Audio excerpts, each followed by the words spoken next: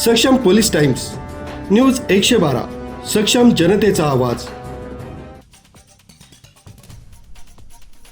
नांदगाव तालुका tiger ग्रुपच्या वतीने जिल्हाध्यक्ष प्रशांत काळे यांच्या नेतृत्वाखाली शिक्षण मंत्र्यांची भेट घेऊन खासगी शाळांच्या मनमानी कारभाराची तक्रार करण्यात आली.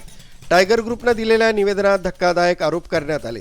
इंग्लिश मीडियमच्या अनेक खासगी शाळा दरवर्षी पुस्तके, गणवेश आणि शालेय साहित्य बदलून पालकांवर जबरदस्ती करीत आहेत.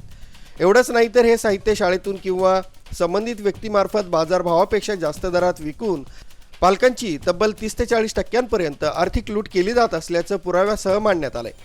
ना नफा ना तोटा या तत्वावर मान्यता मिळालेल्या शाळाच आता शिक्षणाला व्यवसाय बनवून पालकांच्या खिशाला कात्री लावत असल्याचा संताप टायगर ग्रुपनं व्यक्त केला.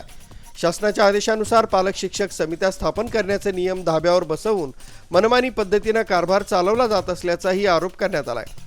मंत्री दादा भुसे यांनी या गंभीर प्रकरणाची दखल घेत दोन्ही शाळांवर कठोर कारवाई करण्यात येईल आणि लवकरात लवकर या संदर्भात कडक GR जारी केला जाईल असं आश्वासन दिलंय. न्यूज ब्युरो, सक्षम पोलीस टाइम्स, न्यूज 112, मनमाड.